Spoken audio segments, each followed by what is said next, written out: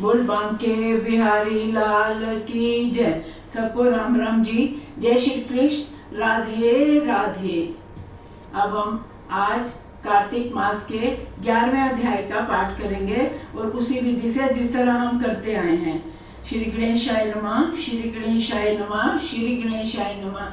श्री कृष्ण गोविंद हरे मुरारी, हे नाथ नारायण वासुदेवा, हे नाथ नारायण वासुदेवा, हे नाथ नारायण वासुदेवा। श्री कृष्ण गोविंद हरे मुरारी, हे नाथ नारायण वासुदेवा। ईश्वरदन जो सिमरत सिद्धि होए, गणनायक कल बरदहन करो अनुग्रह सोए। बुद्धि रास सब गुण सदन, मूक होए बाचाल, पंकु चय गिरि बर गहन, जासु कृपा सुदयाल। द्रवो सकल कल मल दहन, नील सरोरु श्याम तरुण, अरुण बारिज नयन। करो समूर धाम सदा, क्षीर सागर सैन। कुंद इंदु समदेह, उमा रमन करुणायन। जाय दीन पर नेह, करो कृपा मर्दन मन। बंदो गुरुपद कंज, कृपा सिंधु नर रूप हरि। महामोदम पुंज, जास वचन रवि कर्णिकर। नीलांबुज श्यामल कोमलांगम, सीता समारोपित वाम भागम।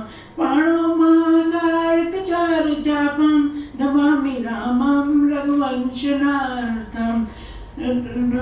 अतुलित बलधामं हेमशैलाभदेहं, धनुजमं कृशानं ज्ञानी नामग्रगण्यं। सकल गुण निधानं वानराममीशं, रघुपति प्रिय भक्तं वात जातं नमामि। मानस के मोती मंगल भवन मंगलहारी, द्रवो सदशरथ जल बिहारी। सोई पावन सोई सुभग शरीरा, जो तन पाए भजे रघुवीरा। महावीर बिनु हनुमाना, राम जास जस आप बखाना। जनक सुता जग जननी जानकी, अतिशय प्रिय करुणा निधान की। सुमिरत जाय मिटे अज्ञाना, सोई सर्वज्ञ राम भगवाना। निज अनुभव अब करो खगेशा, बिन हरि भजन न जाए कलेशा। भक्तिहीन नर सोहे कैसा, बिन जल बारिद देखे जैसा। राम भक्ति मन उर बस जाके, दुख लवलेस न सपने ताके। मन ते सकल कामना भागी, केवल राम चरण ले लागी। बिन सतसंग विवेक न होई, राम कृपा बिन सुलभ न सोई। जब जब होए धर्म की हानि, बाढ़े असुर अधम अज्ञानी। निर्मल मन जन सो मोहि भावा, मोहे कपट छल छिद्र न भावा। सुनो उमा ते लोग अभागी, हरि तज होए विषय अनुरागी। उमा कहूँ मैं अनुभव अपना, सत हरि भजन जगत सब सचन सपना। राम कथा शशि किरण समाना, संत चकोर करें जय पाना। राम कथा सुंदर कर तारी, संशय व्यंग उड़ावन हारी।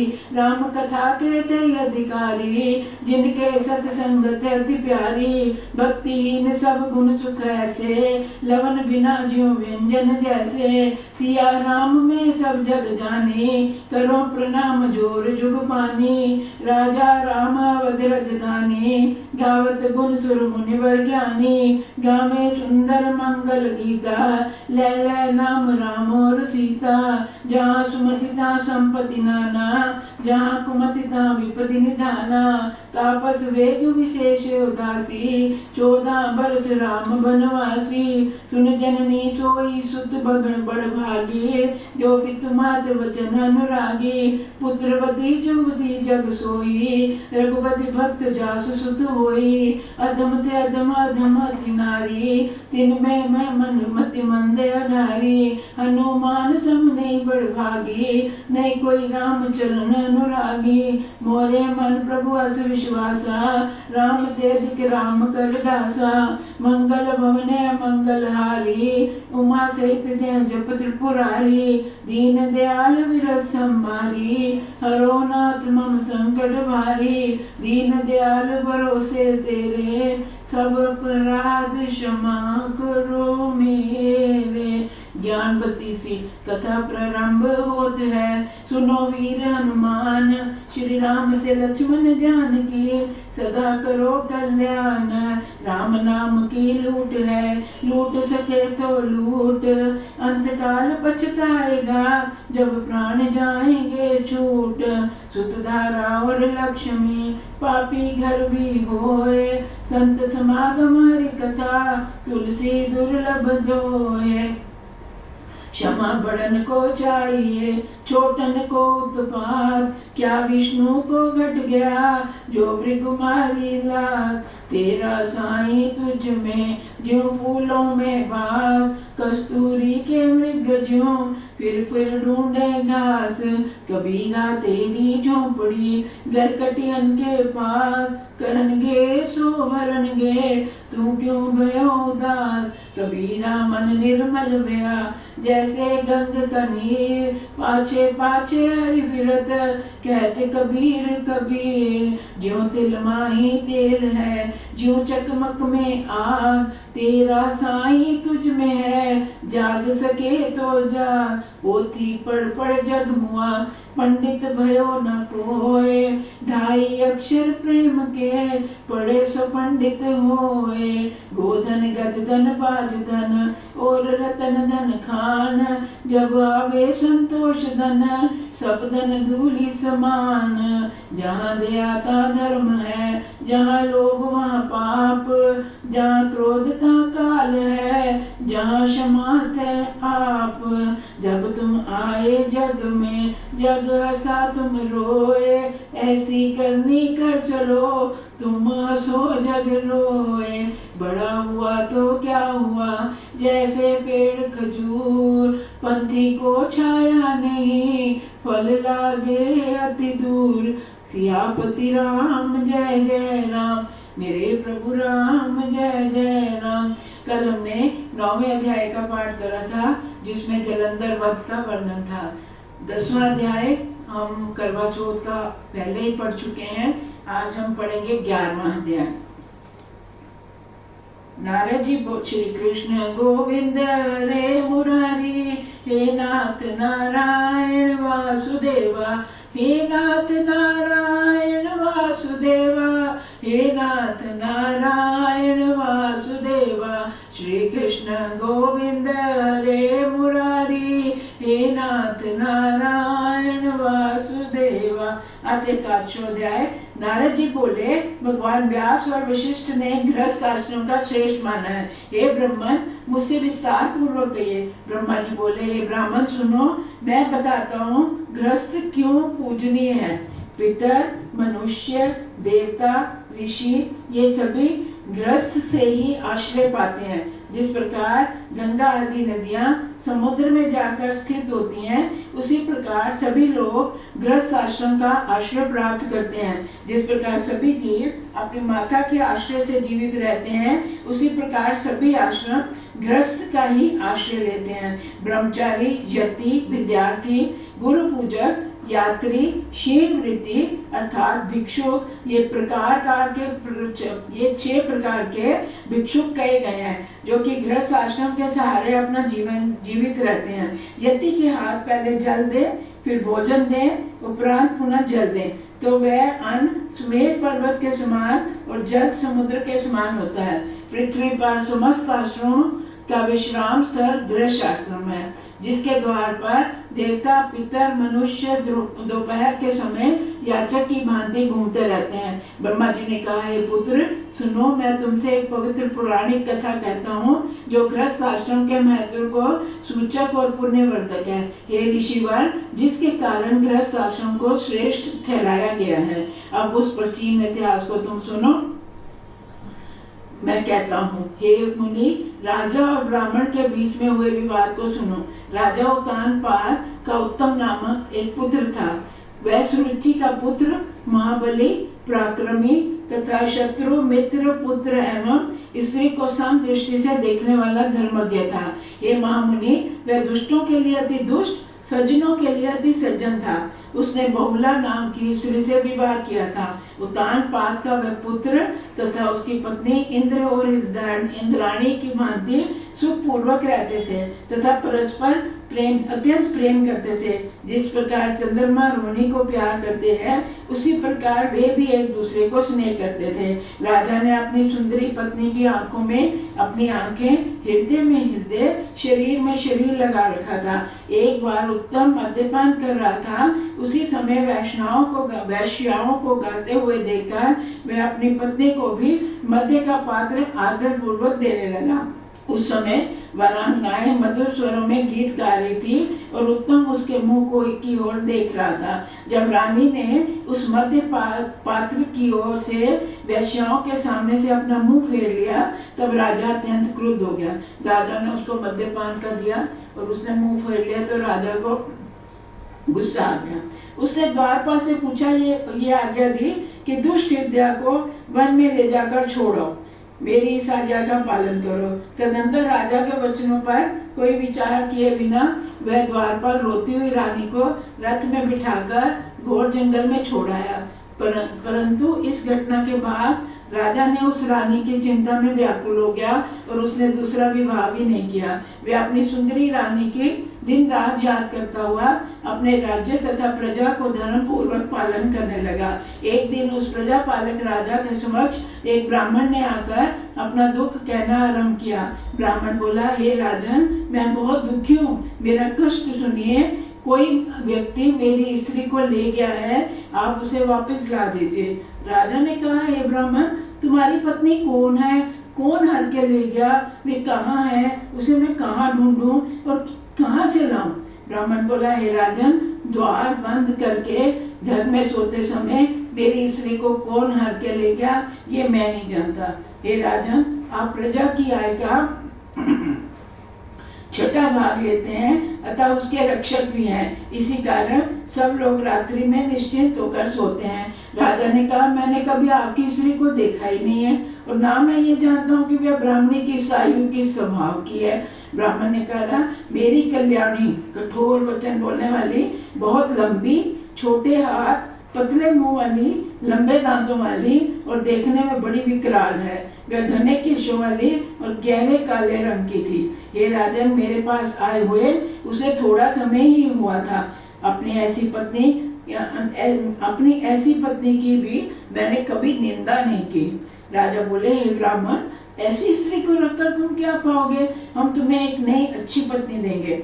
अच्छी स्त्री कल्याण करती है और तुम्हारे जैसी स्त्री तो दुखी देती है। जो रूप और शील रहित है उसे त्याग देना ही चाहिए। ब्राह्मण बोला, हे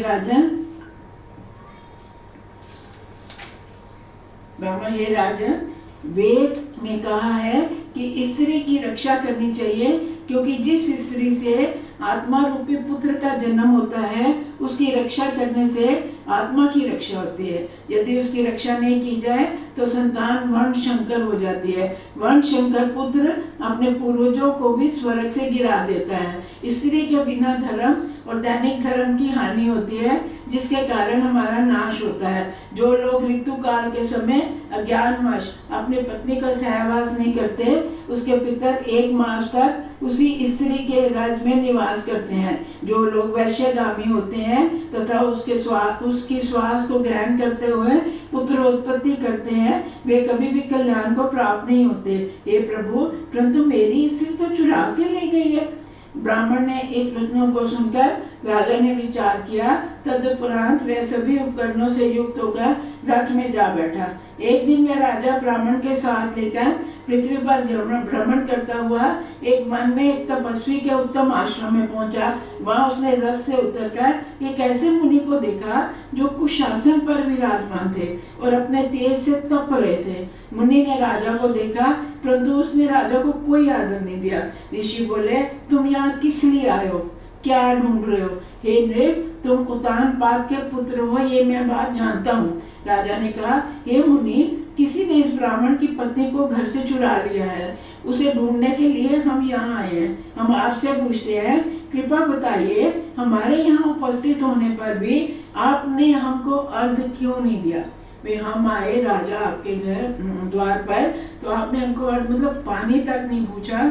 ऋषि बोले, हे राजन, आप सत्य कहते हैं, आप बड़े कुशल कुल में उत्पन्न हुए हैं और अर्घ के योग्य भी हैं, परंतु फिर भी हम आपको अर्घ देने योग्य नहीं मानते, क्योंकि आपने अपनी विवाहिता पत्नी को त्याग कर महावन में छुड़वाया है। अतः आपका धर्म भी समाप्त हो गया है।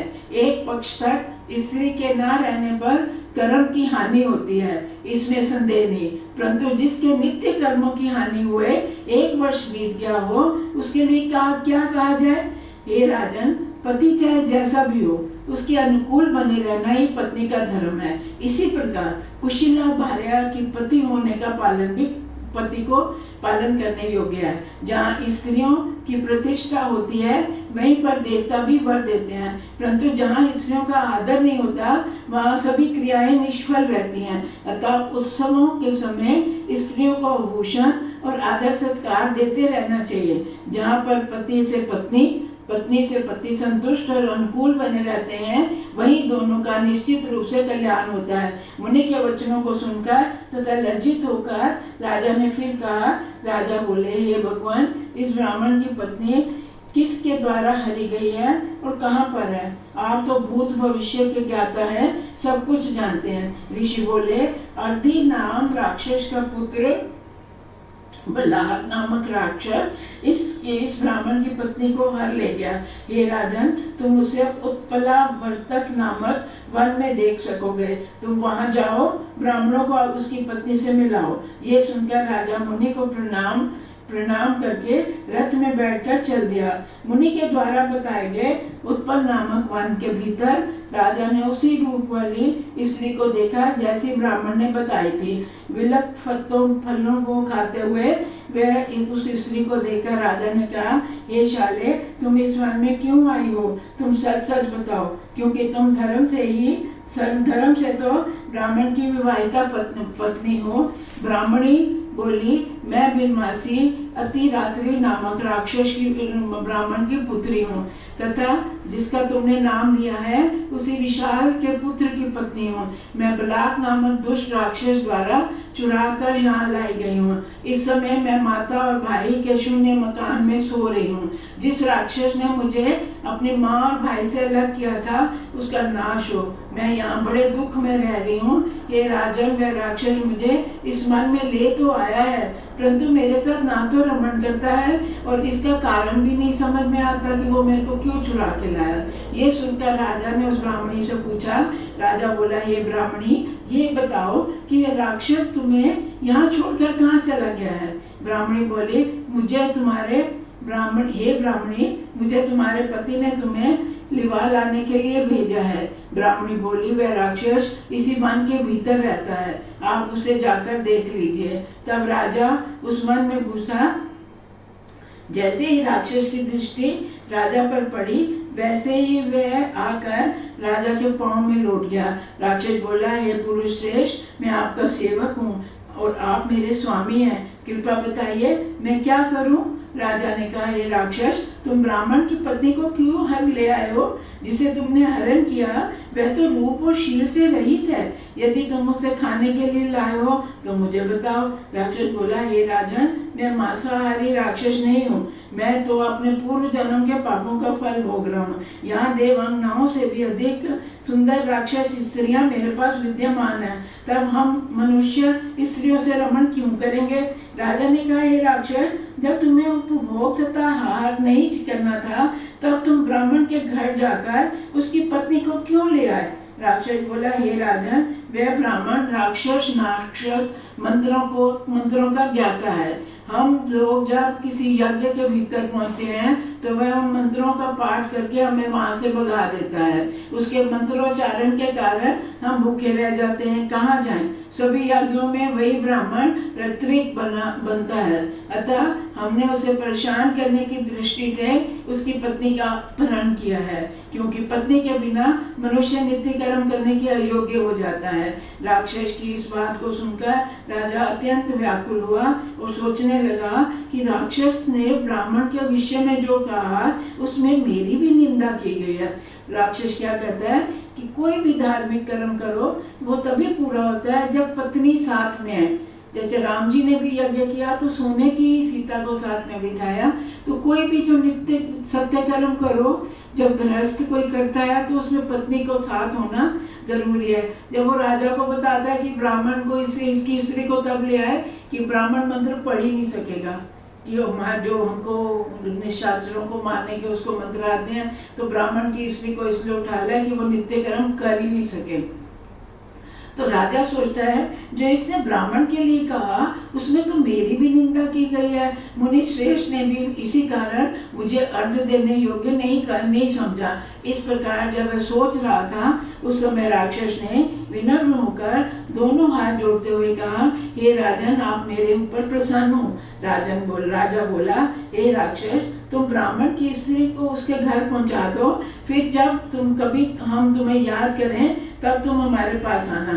ये सुनकर वह राक्षस ब्राह्मणी को लेकर चला गया और उसे उसके पति के घर छोड़ आया। जब दुशीला को अपने घर में भिजवाकर राजा सोचने लगा, ऐसा कौन सा शुभ कर्म किया जाए जिससे मैं अर्थ प्राप्त होने लगे।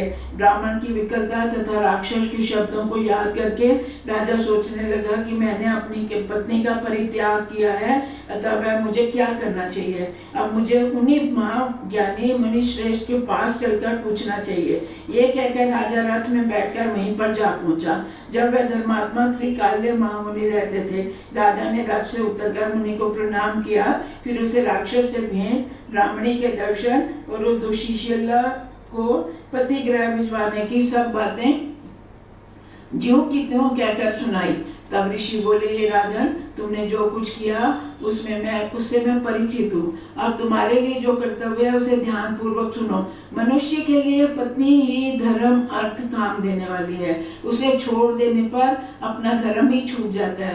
पत्नी ही मनुष्य इस लोक और परलोक में दुख पाता है। जिस प्रकार स्त्रियों के लिए पति त्यागने योग्य नहीं है, उसी प्रकार पति के लिए भी स्त्री त्याज्य नहीं है। दुशील, अभागा, वृद्ध, जड़, रोगी पति भी स्त्री को नहीं छोड़ना चाहिए जब तक कि वह पापी ना हो। इस प्रकार दुशीला, कर्षिशा, वृद्धा, रोगिणी तथा मृत संतान को जन्म देने वाली स्त्री को भी स्त्री भी पति द्वारा त्यागने योग्य नहीं है जब तक कि व्यभिचारिणी ना हो। राजा ने कहा, हे भगवान, अब मैं अपने कर्मों के प्रायश्चित के लिए क्या करूं?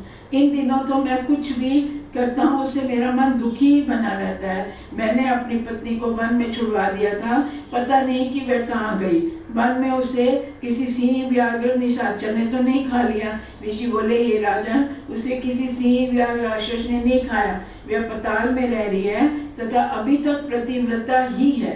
राजा ने कहा, उसे पताल में कौन ले गया और अभी तक पवित्र कैसे है? हे ब्राह्मण, इस अद्भुत विषय को मुझे बताइए। ऋषि बोले, पताल में शातपोतक नामक एक नाग राजा है। उन्होंने तुम्हारी पत्नी को जंगल में भ्रमण करते हुए देखा था। तब वह रूप मद से गर्वित तुम्हारी पत्नी को बिना किसी माया के स्नेह पूर्वक अपने साथ पताल लोक में ले गए। राजन, उस नागराज की पुत्री का नाम नंदा है। उसने तुम्हारी पत्नी को अपने अंतपुर में गुप्त रूप से रख छोड़ा है। एक बार जब नागराज ने नंदा से उसे मांगा तो पिता के पूछने पर नंदा ने यही कहा, मुझे नहीं मालूम वह कहाँ चली गई है। हे राजा, इस प्रकार पतालोक में है, उसे लाने का प्रयत्न करो। तुम वहां जाओ, उसे लाकर धर्म पूर्वक पृथ्वी का पालन करो, पत्नी का पालन करो। पत्नी की सहायता से तुम सभी धार्मिक क्रियाओं को संपन्न करना। मुनि द्वारा कहे गए वचनों को सुनकर राजा रथ में बैठकर अपने नगर को लौट आया। वहां उसने आकर उस ब्राह्मण की पत्नी से प्रसन्नता पूर्वक रहते हुए देखा।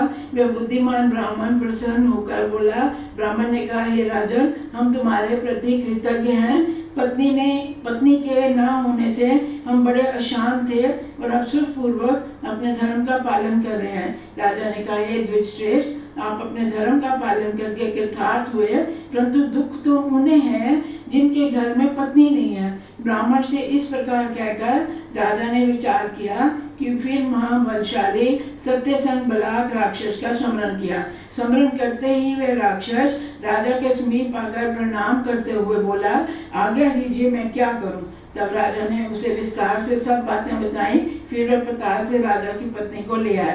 राजा की पत्नी ने जब अपने पति को देखा तो प्रसन्न होकर बोली, हे महाराज आप प्रसन्न हो। तदुपरांत राजा भी आनंदित होकर अपनी पत्नी के साथ रमण करते हुए स्वर्ग से भी बढ़कर सुख का उपभोग करने लगे। राजा अपनी पत्नी के धर्म कर्म के सहायक समझने लगे। ब्रह्मा जी ने कहा, हे देव ऋषि, मैंने तुमसे गृहस्थ आश्रम का महत्व विस्तार पूर्वक कहा। अब तुम और क्या सुनना चाहते हो। इति श्री पद्म पुराणे कार्तिक मास महात्म्य में गृहस्थ आश्रम वर्णन का 11वां अध्याय समाप्त हुआ।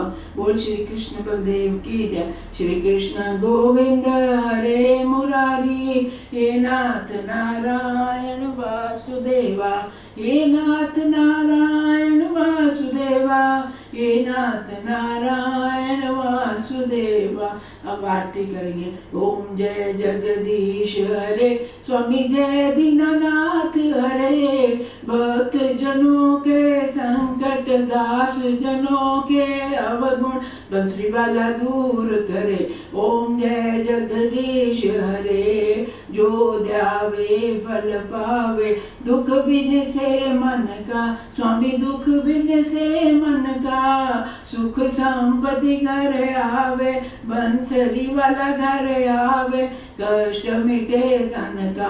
ओम जय जगदीश हरे, मात पिता तुम मेरे, शरण पढ़ूं मैं किसकी, स्वामी शरण पढ़ूं मैं किसकी, तुम बिने और न दूजा, हरि बिने और न कोई, आस करूं मैं जिसकी।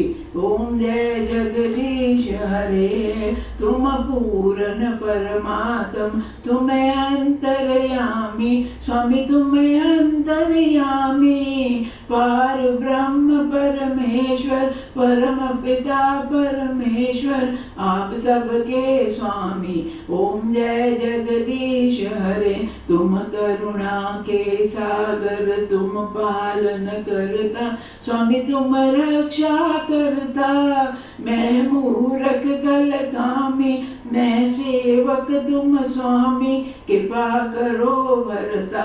ओम जय जगदीश हरे, तुम हो एक अगोचर, सबके प्राणपति, स्वामी सबके प्राणपति, किस विध मिलूं दयालु, केड़े वेले मिला बंसरी वाले, तुमको मैं कुमति।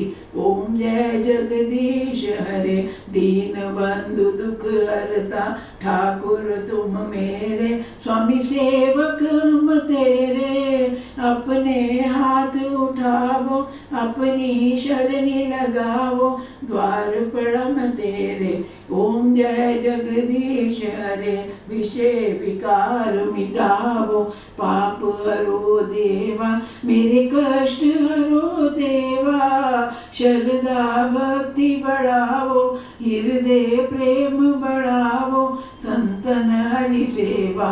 ओम जय जगदीश हरे, तन मन धन सब कुछ है तेरा, भगवान सब कुछ है तेरा, तेरा तुझको अर्पण, तेरा तुझको समर्पण, क्या लागे मेरा।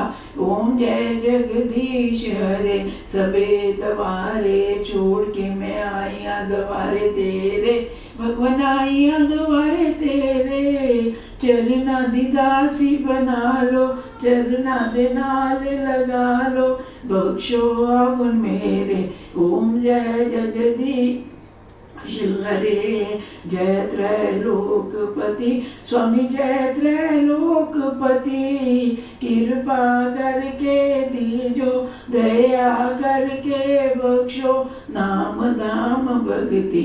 ओम जय जगदीश हरे, मोर मुकुट मत तिलक विराजे, गल मोतियां दी माला, स्वामी गल मोतियां दी माला, रतन रतन सिंहासन बैठे, रतन सिंहासन बैठे, बैठे मेरे नंद लाला। ओम जय जगदीश हरे, श्याम सुंदर जी की आरती। जो कोई नर गावे, स्वामी पढ़े सुने गावे। कहते शिवानंद स्वामी, जपत हरि हर स्वामी, मनवांछित फल पावे। ओम जय जगदीश हरे, ओम जय जगदीश हरे। स्वामी जय भोलेनाथ हरे, हर हर जय जय भोलेनाथ हरे। भक्त जनों के संकट, दास जनों के अवगुण, भक्ति वाला दूर करे। ओम जय जगदीश हरे, बलवन नारायण नारायण नारायण, लक्ष्मी नारायण नारायण नारायण, बद्री नारायण नारायण नारायण, जपो नारायण नारायण नारायण, भजो नारायण नारायण नारायण, गाओ नारायण नारायण नारायण, ध्याओ नारायण नारायण नारायण। तुमेव माता च पिता तुमेव, तुमेव बन्धु च सखा तुमेव, तुमेव विद्या द्रविणं तुमेव, तुमेव सर्वं मम देव देव, तुमेव सर्वं मम वासुदेव। जय जय राजा राम की, जय लक्ष्मण बलवान, जय कपीश सुग्रीव की, जय अंगद हनुमान सियापति राम। जय जय राम मेरे प्रभु राम। जय जय राम। एक घड़ी आधी घड़ी, आदि से पुण्याद, तुलसी संगत साधकी, हरे कोटि अपराध सियापति राम। जय जय राम मेरे प्रभु राम। जय जय राम। बार बार वर मांगे हो, हर्ष दियो श्री रंग, पथ सरोज अन पाइनी, तेरी भक्ति सदा सतसंग सियापति राम। जय जय राम मेरे प्रभु राम। जय जय राम। कामे नार प्यार जिमि, लोभी प्रिय जिमि धाम, तिमि रघुनाथ निरंतर, प्रिय लागो मोय राम सियापति राम। जय जय राम मेरे प्रभु राम। जय जय राम। मोह सम दीन न दीनेत, तुम समान रघुवीर, अस्विचार रघुवंश मणि, हरो विषंभव वीर सियापति राम। जय जय राम मेरे प्रभु राम। जय जय राम। श्रवण सुजस सुने आयो, प्रभु भंजन भव वीर, त्राहि त्राहि आदित्य रन,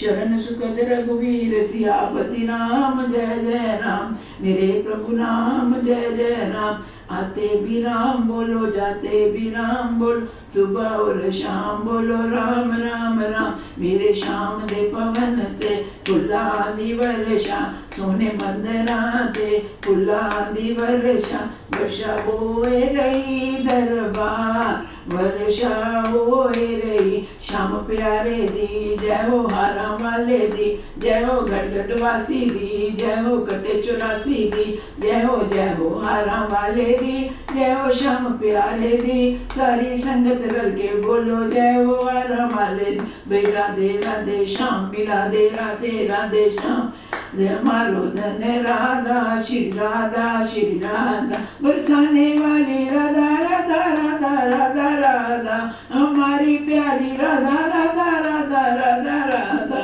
हमारो धन राधा श्री राधा श्री राधा। जय जय श्री राधे, जय जय श्री राधे, जय जय श्री राधे। हे भगवान, आज की कथा में किसी तरह की कोई गलती या त्रुटि हुई हो तो कृपया क्षमा कीजिएगा।